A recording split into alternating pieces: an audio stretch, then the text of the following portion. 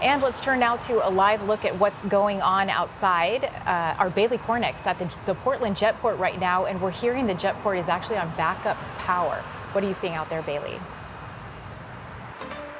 Yeah, that's right, Nicole. So we were, of course, monitoring the hail in Westbrook. We've now made our way over to the Jetport, where now planes are being checked out to see if there's any hail damage. But we're also hearing, like you said, that there's no power at the Jetport, and instead they're running on emergency power. A quick note, I do want to say, when we were driving here on Conger Street, a few stoplights, they didn't have power either. The power grid is obviously affected. So just proceed with caution if you know you're driving on Conger Street later today. Just keep in mind there might be a little extra traffic. Be patient, take it slow, things like that. As far as the Jetport is concerned, though, right now they're busing passengers who need to deplane, and 10 flights that we know right now have been delayed since about 3 p.m. Many are scheduled to land, though, between 6 and the 7 p.m. hour.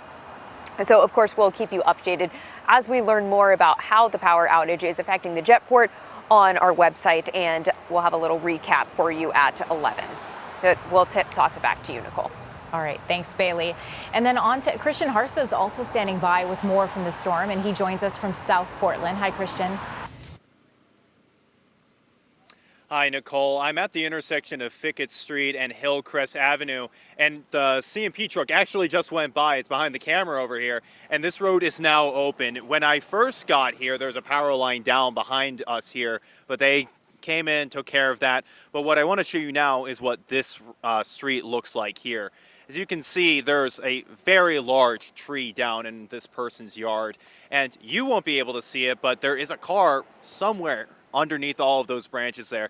A pretty big root ball exposed right there from the force that came through that very fast and furious thunderstorm here. But we're going to go even a little bit more. Take a look at this street. All of those branches along the side of the road were trees that were blocking the road. I counted at least 2, and there was a group of people who brought out their chainsaws, their branch clippers, just to be able to clear up this road themselves. Good Samaritans really putting in the neighborly work of clearing up this road. And if we can even go a little bit further, we can be able to show the C&P truck that is still working on Fickett Street here in South Portland, as traffic is now finally being opened up back here. But you can still see multiple trees down just on this street alone. And I've heard of people getting blocked into their driveways because tree went down. But mostly, though, from the people that I have spoken with, they're in relatively good spirits, and they're just glad that it doesn't seem like there's been any injuries in this area. They were worried about some of these power lines, but with C&P here, I heard one person quip that this was the fastest they've ever seen C&P come down on their street here. Nicole, we're going to toss it back to you, though.